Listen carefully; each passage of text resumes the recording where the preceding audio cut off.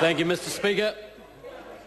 Mr Speaker, my question is to the Minister of Finance and reads, how is the government making progress with its plan to deliver better frontline public services and ensure better value for money for taxpayers? The Honourable Bill English.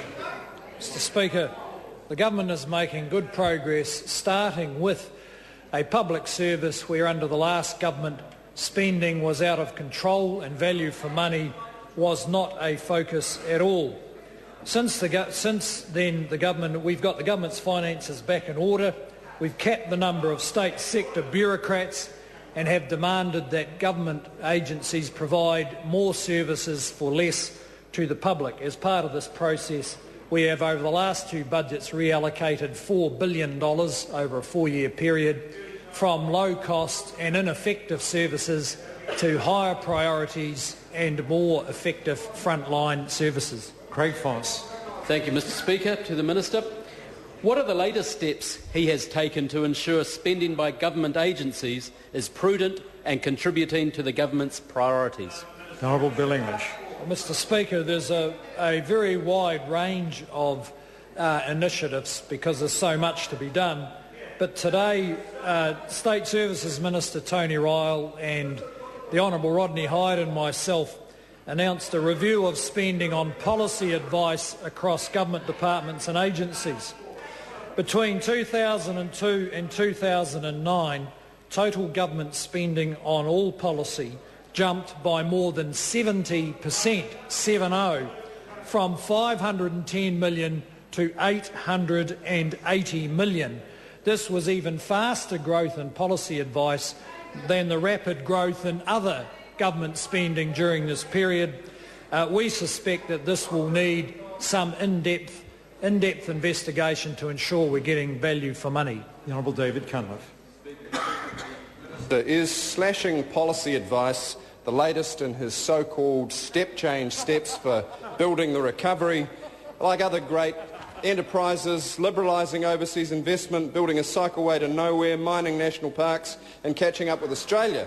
And if so, just how much does he think it's going to add to economic growth? The Honourable Bill English. Mr Speaker, I think the public would regard it as not just responsible but required for this government to look at $880 million worth of policy advice that built up under a government that they regarded as reckless, as out of touch, and someone who should have been thrown out of office. That's why we're looking at it. Craig Foss. Thank you, Mr Speaker. Supplementary to the Minister. Why has the government announced the review of spending on policy advice? The Honourable Bill English. Mr Speaker, we've announced the review of spending on policy advice because we are mounting an effort right across government to ensure we're getting value for money. That effort has included substantial reviews in health and education and ACC and in housing. Policy is an area that has as yet not had the scrutiny of this government applied to it, and it's time we did because the previous government built the spending up to $880 million. Grant Robertson. Thank you, Mr Speaker. Can the Minister confirm that the figure he just used of $880 million came from a search of budget appropriation data using the words policy and policies in the title field? And is this an indication of the rigour of this review? The Honourable Bill English. Well, Mr Speaker, even asking the question is much more rigorous than ever happened under that government. And one of the reasons the public rejected the Labor Party is because they believe that every dollar of someone else's money spent on anything is value for money. Well, that is wrong. Craig Foss. Mr Speaker. Supplementary. What trends in public sector spending did this government inherit and how has it addressed them? The Honourable Bill English. Mr Speaker, in the 5 years to 2009, public spending jumped by 50%. That is 50. Twice the rate of the increase in government revenue. In the 9 years to 2008, the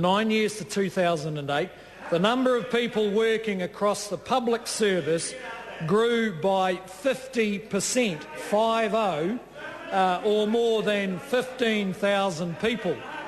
This growth was almost twice the number of police officers across the country, and the growth is equivalent to 3 times the total of the New Zealand Army.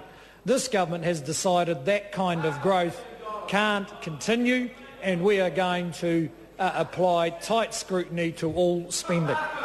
Question point of order, Grant Robertson. Mr Speaker, I seek leave to table the terms of reference for the review that confirm that the budget increase data was gained by searching on the terms policy and policies in the title field of budget documents. Table that document. Is there any objection? There is no objection. Question number 4, the Honourable Annette King. Thank you, Mr Speaker. My